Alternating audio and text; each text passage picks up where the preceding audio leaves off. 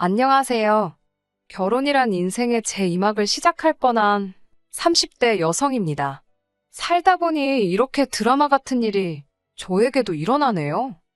남자친구와 저는 같은 회사에서 만난 이른바 사내 커플입니다. 그렇다고 저희가 입사를 하자마자 서로 첫눈에 반하고 그런 건 아니고요. 처음엔 서로 오며 가며 이따금씩 마주쳤기에 서로 얼굴만 아는 정도였어요. 그러다 한 번은 회사에서 행사가 있었는데 그곳에서 우연찮게 남자친구와 제가 대화를 나누게 되었지요. 그때는 술도 조금 마신 상태였고 행사 분위기 자체가 제법 편안한 분위기였기에 서로 연락처도 교환하게 됐어요. 하지만 막상 다음 날부턴 다시 예전처럼 마주치면 눈인사나 나눌 정도였지. 뭐 딱히 친하게 지내거나 그런 건 없었습니다. 연락처만 가지고 있었지 문자 한 번 주고 받은 적이 없었으니까요. 하지만 이후로 두어 달쯤 지났을 무렵 남자친구가 출장으로 갔던 곳에서 제 기념품을 사왔다며 만나서 직접 주고 싶다고 그러더군요. 솔직히 지금 나한테 데이트 신청을 하는 건가라는 생각이 들었네요. 아니나 다를까 역시나 남자친구는 주말 점심임에도 불구하고 정장 차림에 꽃까지 한 다발 들고 저를 기다리고 있었습니다. 게다가 행사 때와는 달리 귀까지 빨개져서는 어떻게든 대화를 이어가려는 그의 모습이 지금도 기억이 나네요. 사실 제약회사라는 곳이 다른 기업들보다 분위기가 보수적인 편이에요. 그렇다 보니 사내연애에 대한 시선이 곱지만은 않지요. 또 주변에서들 사내연애를 하다 헤어지기라도 하면 여자만 손해라며 같은 사무실에 있는 남자들은 남자가 아니라 도라르방 보듯 하라는 소리도 귀에 딱지가 앉을 만큼 들었기에 사내연애는 생각해본 적도 없었어요. 그래서 남자친구가 사귀자고 했을 땐 몇 번이나 거절을 하기도 했습니다. 하지만 10번 찍어 안 넘어가는 나무가 없다고 생각한 건지 남자친구는 계속해서 저에게 기회를 달라며 저에게 들이대더라고요. 솔직히 사내연애 자체에 대해 걱정이 많았던 거지 남자친구라는 사람이 싫은 건 아니었어요. 그래서 결국 또다시 고백을 받았을 땐 더 이상 그를 밀어낼 수 없었네요. 이후로 저희는 사람들의 눈을 피해 연애를 시작했습니다. 해녀 사람들이 눈치라도 챌까봐 회사에 있는 동안에는 남자친구에게 정말 눈길 한 번도 제대로 주질 않았고요. 그렇게 저희는 비밀스러운 연애를 이어나갔습니다. 그리고 조금 늦게 떠난 2주년 기념여행에서 남자친구는 프로포즈를 해왔고 저는 그 프로포즈를 기쁜 마음으로 받아들였습니다. 남자친구와 결혼을 결심했던 이유는 여러 가지가 있었지만 그중 가장 결정적인 건 남자친구의 성품 때문이었습니다. 같은 회사를 다니며 지켜본 남자친구는 다른 사람들에게 관대하고 친절했으며 자기가 하는 일에 대한 책임감을 갖춘 사람이었거든요. 게다가 저에게도 늘 다정다감하고 저희는 만나는 동안 크게 다투는 일도 없었으니 결혼 상대로는 딱이라고 생각했지요. 아무튼 결혼 이야기가 오고 가면서 양쪽 집안에 인사를 드리러 가자는 이야기도 나왔습니다. 이전까지 양쪽 집안에 서로 사귀는 사람이 있다고 말씀만 드렸지 소개를 한 적은 없었거든요. 제 입장만 이야기해보자면 일단 남자친구가 부모님께 소개해드리기에 마뜩찮고 그랬던 건 절대로 아닙니다. 사실 결혼을 약속하기 전에는 그래도 사람 일이라는 게 어떻게 될지 모르잖아요. 솔직히 정이라도 들었다가 서로 헤어지기라도 하면 저희 둘뿐만 아니라 어른들도 마음이 안 좋으실 것 같았습니다. 그래서 직접 만나 뵙는 일은 없이 명절이나 어른들 생신처럼 알면서 그냥 지나치긴 조금 껄끄러운 날들만 서로를 통해서 선물만 두세 차례 주고받고 했어요.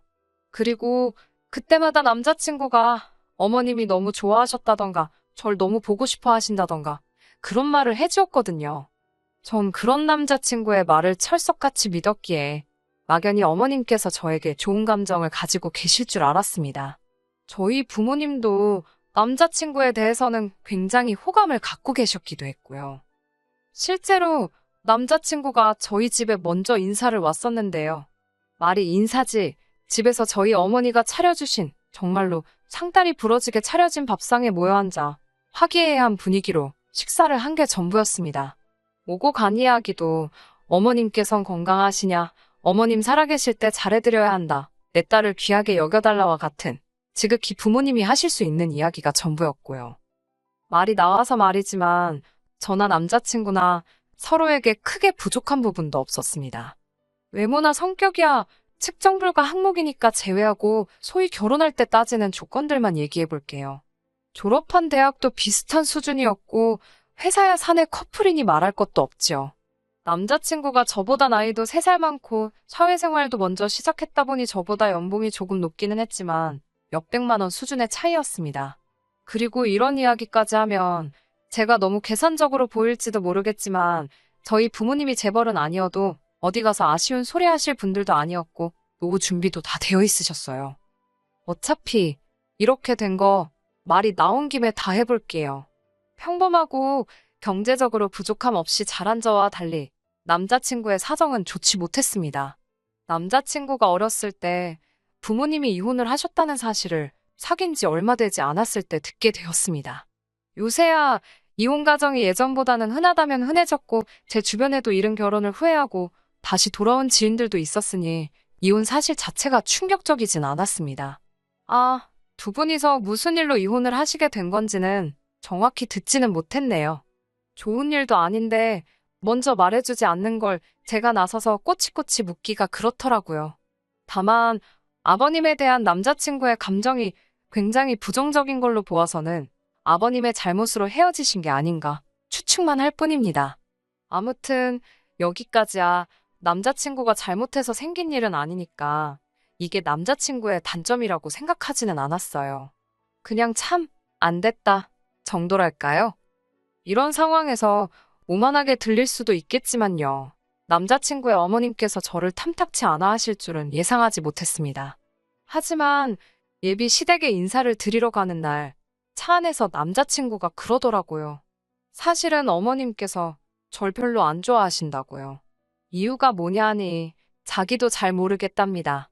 그러면서 한다는 말이 어머니께서 예전부터 자기한테 의지를 많이 하셨는데 갑자기 결혼을 한다고 하니까 서운해서 그러시는 것 같다나요. 순간 머리가 띵하고 마음이 복잡해지더라고요. 아니, 그래서 내가 잘못한 게 뭔데? 당신 아들을 뺏어가는 것 같다 뭐 그런 건가? 드라마에서나 보던 일이 나한테 일어나는 건가? 별의별 생각이 다 들던걸요? 어느새 예비 시댁에 도착했을 땐 차 안에서 들었던 말이 있어서인지 출발할 때보다 2배 이상 긴장한 제 자신을 발견할 수 있었습니다. 그래도 여기까지 와서 어디 도망갈 수도 없고 어머님 마음에 들게 잘 해야겠다는 생각을 했습니다. 지금 생각하면 그런 생각을 했다는 것 자체가 억울하네요. 그렇게 들어선 시댁에는 예상하지 못한 분도 계셨는데요. 그건 바로 시이모님이셨습니다. 앞서 남자친구의 부모님이 일찍이 이혼을 하셨다고 했잖아요. 실제로 두 분이 이혼하신 후 남자친구는 어머님과 둘이 살게 되었는데 그 생활이 쉽지만은 않았던 모양이에요. 그나마 다행인 건 근처에 어머님의 언니분, 그러니까 이모님께서 살고 계셨답니다. 그래서 이모님 내외분께서 여러 가지로 많은 도움을 주셨다고 하더라고요. 솔직히 저는 이 부분에 대해 그다지 크게 생각하지는 않았습니다. 그도 그럴 것이 저희 어머니도 이모하고 모든 일에 있어서 같이 울고 웃으며 가깝게 지내시거든요. 그래서 어머님과 시이모님의 관계도 그 정도로 생각을 했어요. 오히려 자매 중 한 명이 곤란한 상황인데 다른 한 명이 모른 척 하는 게 더 이상한 거 아닌가요? 하지만 그렇다고 해서 제가 시이모님을 오늘 뵐 수도 있을 거라고 예상하지는 못했지요. 그래서 솔직히 당황스럽고 부담스러웠습니다. 가뜩이나 어머님도 절 안 좋아하신다는 소리를 들은 마당에 이모님한테까지 신경을 써야 한다니 부담감이 어마어마했지요. 이런 비교는 하면 안 되지만 솔직히 남자친구가 저희 집에 인사를 하러 왔을 때와는 상황이 완전 달랐습니다. 저도 뭐 상다리 부러지는 밥상을 기대한 건 아닙니다. 하지만 아예 밥도 안 주실 줄은 몰랐지요. 하시는 말씀이 저희가 너무 늦게 와서 어머님과 이모님이 먼저 식사를 하셨답니다. 당신들은 나이가 있어서 제때 식사를 안 먹으면 속이 아프시다고요. 무슨 말씀을 하시는지는 알지만 저희가 도착한 시간은 정오 12시 반이었습니다. 제가 서운할 만하지요. 그렇게 저희는 식탁이 아닌 거실에 모이게 되었는데요. 거실에 있는 소파가 3인용이었습니다. 남자친구가 저더러 소파에 앉으라며 자기는 바닥에 가서 앉더라고요. 그러자 어머님과 이모님께서 남자친구에게 너는 배탈도 잘 나는 애가 왜 바닥에 앉냐며 당신들 중 한 분이 바닥에 앉겠다고 말씀만 하시더라고요. 분위기상 제가 내려가 앉아야 하는 분위기였습니다만 저도 그냥 버티고 있었어요. 저도 인사드리러 온다고 차려입느라 치마 차림이기도 했고 결국 남자친구가 어느 방에선가 간이 의자를 들고 나왔습니다. 그렇게 네 사람 모두 의자에 앉기는 했지만 기분이 정말 별로였지요. 이렇게 노골적으로 저에게 싫은 감정을 보이실 줄은 예상치 못했으니까요. 하지만 제가 이런 일로 파혼을 결심하게 된 건 절대로 아닙니다. 제가 결정적으로 파혼을 결심하게 된 건 어머님과 이모님 두 분의 욕심 때문이에요. 특히 이모님의 욕심은 저로 하여금 이 집구석은 내가 감당할 수가 없겠다는 확신을 갖게 만들었습니다. 이모님께서는 그동안 말만 들었지 실물로는 처음 본다면서 네 시어머니 될 사람은 너한테 말하지 말랬지만 자기가 이 말은 꼭 하셔야겠다면서 인사 순서부터가 아주 잘못되었답니다. 저는 처음에 무슨 말씀을 하시는 건가 했어요. 그런데 이모님 말씀이 제가 남자친구와 결혼을 하기로 했을 때는 어머님의 허락을 먼저 구해야 되는 거랍니다. 시어머니 될 사람이 이 결혼은 해도 좋다라고 허락을 해주시면 그때 장인장모 될 사람한테 제가 이 집 사위 될 사람입니다 하고 인사를 드리러 가는 게 예의라나요?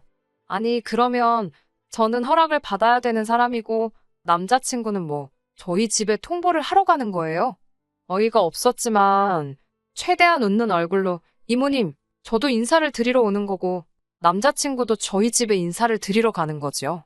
그리고 저희 집에 먼저 인사를 드리러 오게 된 건 저희 집에 좋은 고기가 선물로 들어왔는데 아버지께서 사위 될 사람하고 같이 먹으면 좋겠다 하셔서 그렇게 된 거라고 남자친구도 좋다고 했다고 설명을 드렸습니다.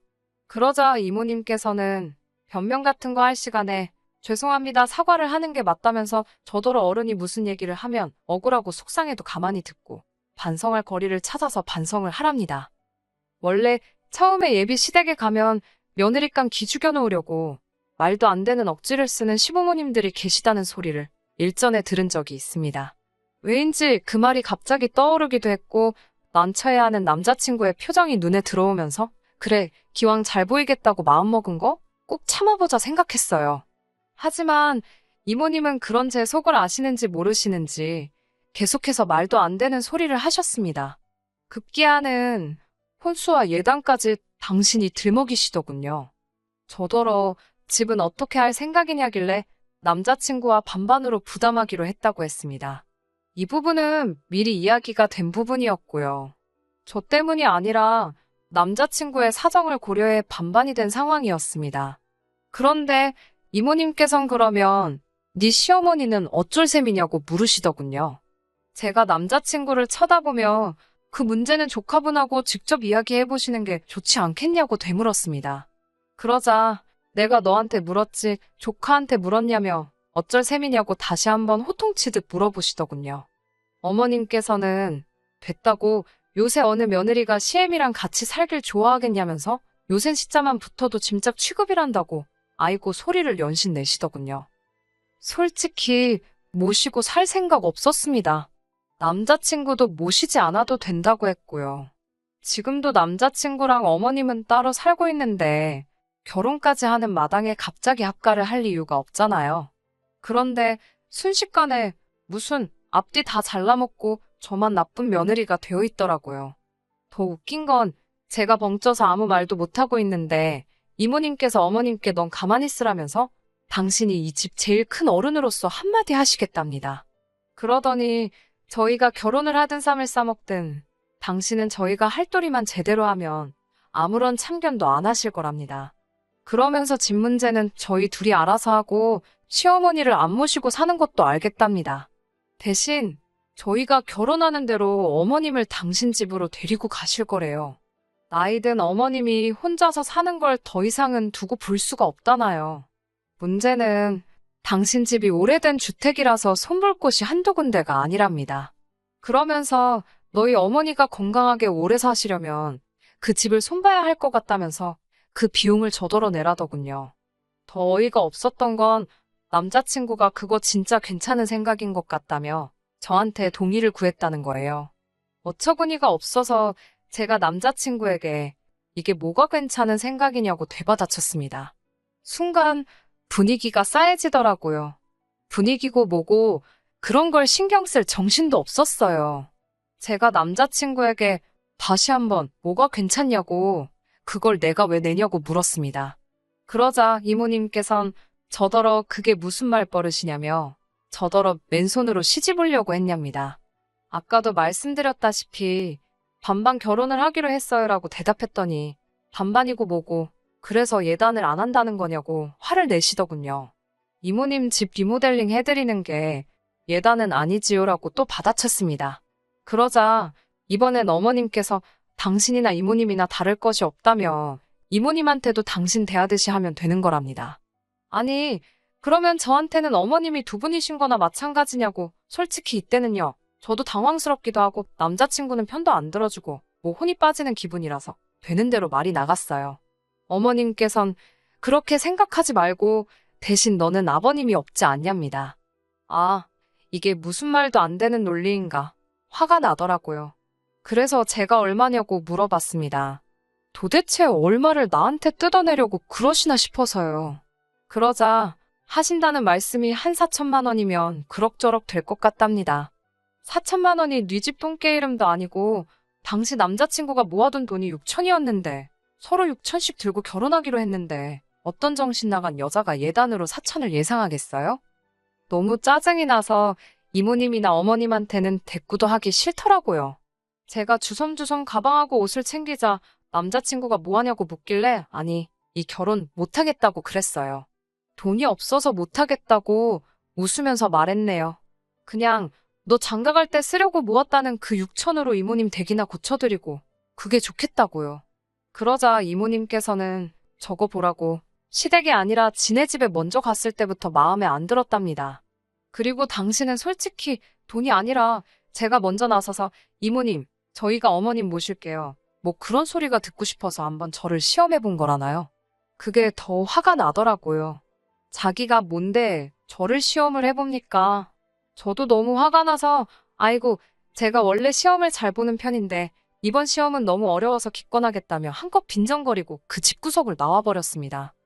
나와서 택시를 잡으려고 하는데 속에서 정말이지 천불이 나더라고요. 뭐랄까 화를 주체할 수가 없었달까요? 그때 남자친구가 저를 쫓아왔던지 뒤에서 헉헉거리며 제 이름을 불렀습니다. 제가 뭐하러 쫓아왔냐니까 이모님 성격이 원래 괄괄하시다며 그리고 자기가 생각해도 4천은 과하다며 2천만 하랍니다. 자기가 잘 말해주겠다나요. 그러면서 제 손목을 낚아채는데 어이가 없어서 저도 모르게 이 미친 X라고 욕을 하곤 정강이를 발로 차버렸네요. 정강이를 맞으니까 아프긴 했는지 지 다리를 부여잡으며 휘청하는데 확 밀어버리곤 그대로 택시에 올라타 버렸지요. 2년 동안 누구보다 예쁜 사랑을 했다고 믿었는데 이렇게 저질스럽게 끝나게 될 줄은 꿈에도 생각지 못했습니다. 억울한 마음에 눈물이 펑펑 쏟아졌어요.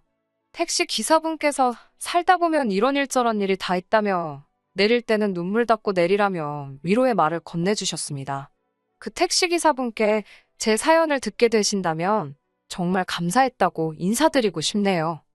그렇게 주말이 지나가고 주말 내내 남자친구에게서 전화가 걸려왔지만 받지 않았습니다. 회사에서도 철저하게 무시했어요. 다행히 회사에선 지도 티를 안 내더군요. 이게 벌써 3주 전 일이고 지금까지 서로 진짜 개무시하면서 지내고 있습니다. 솔직히 너무 피곤하긴 해요. 신경이 쓰이지 왜 안 쓰이겠어요? 똥이 더러워서 피하지 무서워서 피하냐는 심정으로 이직 준비 중입니다. 걱정하지 마세요. 낮춰서 갈 건 아니니까요. 보란 듯이 더 좋은 곳으로 가서 한껏 비웃어 주렵니다.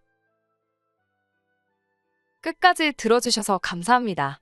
오늘의 사연은 여기까지입니다. 구독과 좋아요, 알람 설정 부탁드리고 더 좋은 사연으로 다시 찾아뵙겠습니다. 감사합니다.